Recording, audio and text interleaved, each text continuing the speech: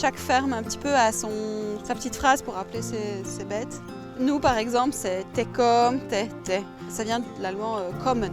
Comme « t'es comme », ça veut dire « venez, venez, venez ».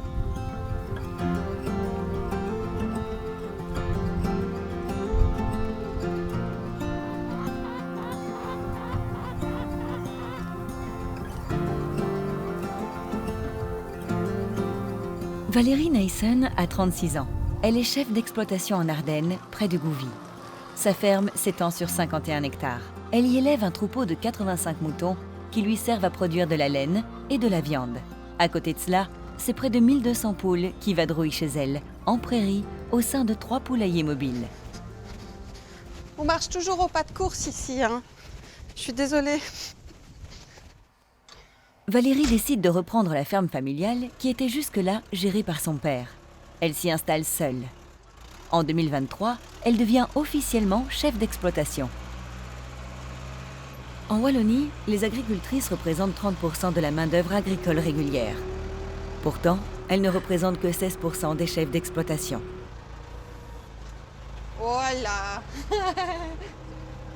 Il y a aussi celles qui ne sont pas répertoriées dans les chiffres officiels et qui font partie de la main-d'œuvre invisible.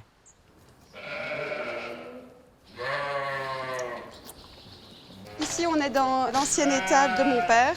Il y avait des vaches, donc c'est devenu une bergerie. C'est ici que j'ai installé mon troupeau de moutons. Un jour, je me souviens très bien, on était dans ma cuisine.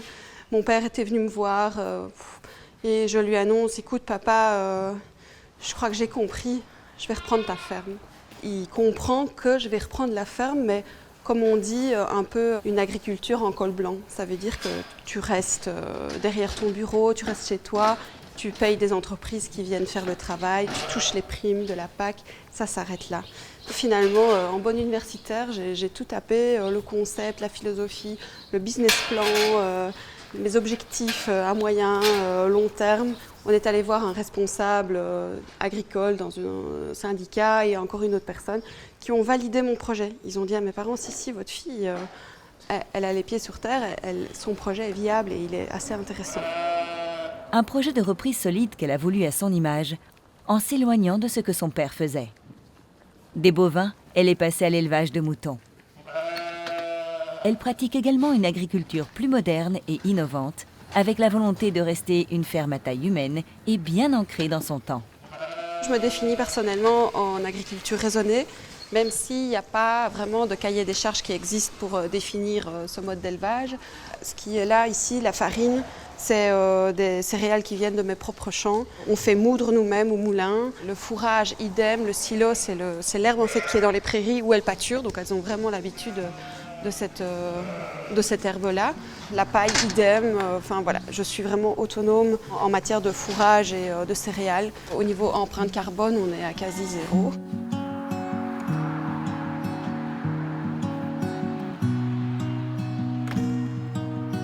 Fatiguée? Non, ça va. Tu veux un jus? Oui, merci. C'est de la rhubarbe que j'ai fait cet après-midi. Moi, je ne t'ai jamais, mais alors là, au grand jamais, imaginé vouloir continuer la ferme ici. Tu avais 2 frères pour ça. À l'âge de 14-15 ans, tu n'avais jamais eu l'idée de t'impliquer plus dans la ferme. On ne m'a jamais invitée. Enfin, je veux dire, il ne faut pas être invité pour aller travailler dans une étable, mais on ne m'a jamais donné cette place finalement.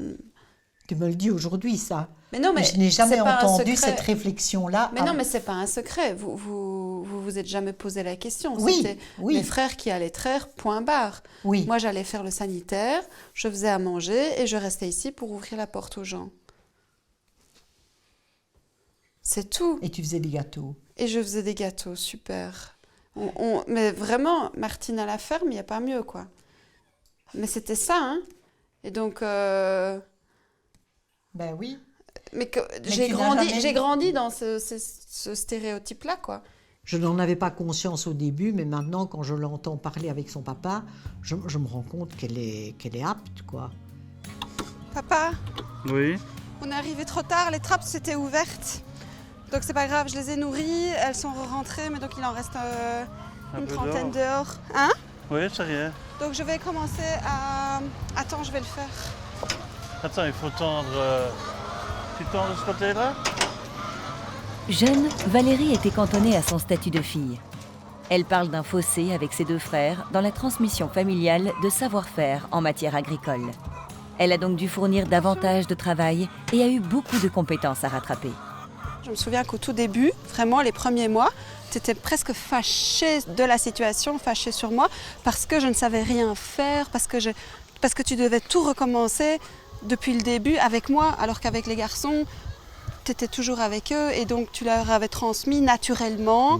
Depuis qu'ils étaient enfants. Donc eux, s'ils avaient voulu reprendre la ferme à 18 ans, ça allait comme ça, quoi. Ici, il a dû tout me réapprendre. Et donc, on était quand même comme pressés par l'urgence de me transmettre sur le tard la ferme. Est-ce que tu te dis qu'avec du recul, tu aurais dû m'appeler plus souvent à la ferme? Est-ce que tu t'es déjà fait cette réflexion? Non. En voyant le jour aujourd'hui, j'aurais pu te mettre le pied à l'étrier plus tôt, comme on dit. Mais bon, non, t'as jamais été fort éloigné de la ferme quand même. Ah ben non, non, Non, hein, c'est pas... Enfin, t'as jamais traité les vaches quand même. Hein. Mais tu ne m'as jamais demandé de venir.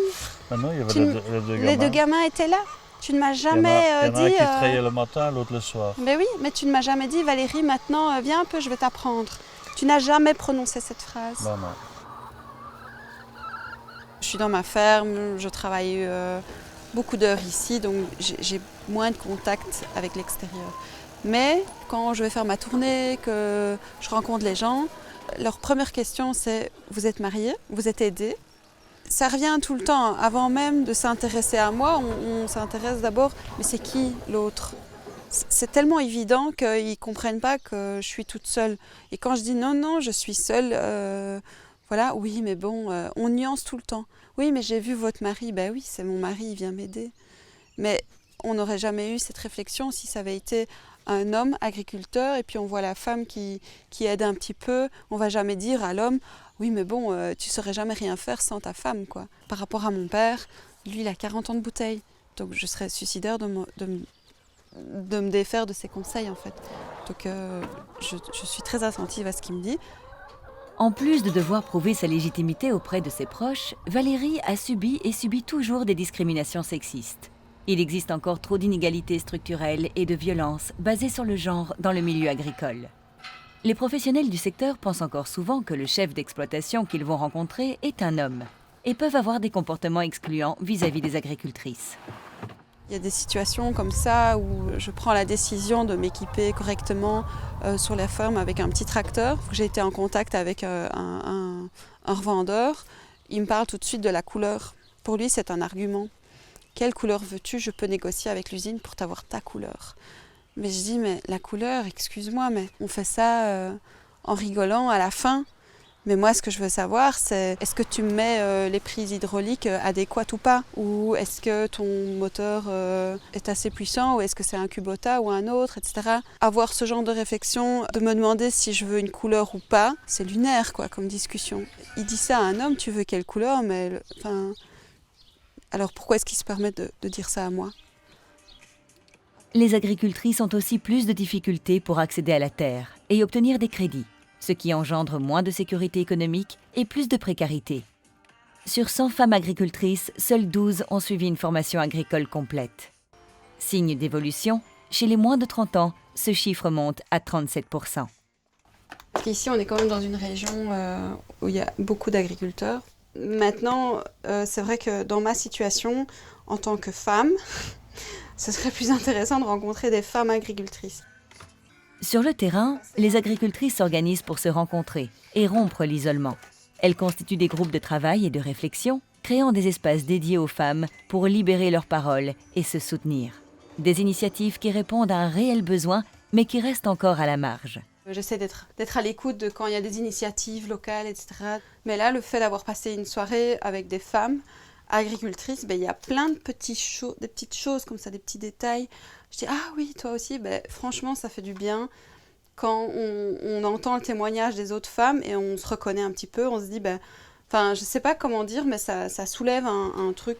Tu te sens mieux parce que tu te sens comprise, en fait, c'est ça. Aujourd'hui, c'est vraiment une très très grosse tournée.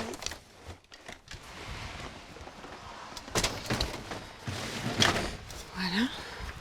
Je me construis toute seule, avec le soutien des autres. J'ai aucun modèle de femme. J'ai personne qui m'inspire en fait, à part mon père. Alors quand je me suis installée, il y a des hommes qui venaient dans mon étable et qui me disaient carrément comment ce qu'il fallait faire, comment je devais organiser mes box. Enfin, je veux dire, je leur ai jamais rien demandé, quoi, tu vois. Mais ils viennent faire leur loi, quoi, alors que je suis chez moi. Voilà, c'est toujours... Je sais plus comment ça s'appelle d'ailleurs. Le mansplaining, je le vis de plein fouet. C'est incroyable, quoi. Les hommes savent toujours mieux que moi ou se sentent l'obligation de me conseiller sur une de mes pratiques alors que je fais ça tous les jours ou je sais très bien comment je veux faire. Si j'ai besoin de conseils, je le dis et je le demande. Tu vois, j'ai pas de problème avec ça. D'ailleurs, je suis assez bonne élève, je pense, dans ce sens-là, que quand mes vétérinaires me donnent un conseil, j'hésite pas, je les écoute. Tu vois, je fais pas ma maline. Eux, ils ont fait des études, ils savent beaucoup mieux que moi ce qui est important pour les animaux, etc. Donc je les écoute et c'est comme ça qu'on travaille bien ensemble. Il y a beaucoup de respect l'un envers l'autre. Bon, je vais aller voir combien est-ce qu'il leur en faut des boîtes. Ça, c'est des tout nouveaux clients. Ils ont débuté il n'y a pas longtemps, ils ont repris le magasin. Donc ça commence gentiment, mais sûrement. Je vais aller voir. Je note déjà la date.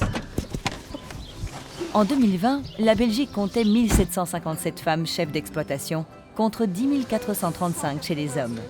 Valérie est fière d'en faire partie, en maintenant vivant notre secteur agricole, en innovant et en pratiquant une agriculture à taille humaine. Les agricultrices, des agriculteurs, des syndicats agricoles, des associations et certains politiques se battent chaque jour pour faire bouger les lignes et déconstruire les normes de genre à l'école et dans les formations agricoles, mettre en œuvre des politiques publiques inclusives, créer des statuts juridiques plus attractifs. Mais il reste encore du chemin à faire pour faire évoluer les pratiques et les mentalités.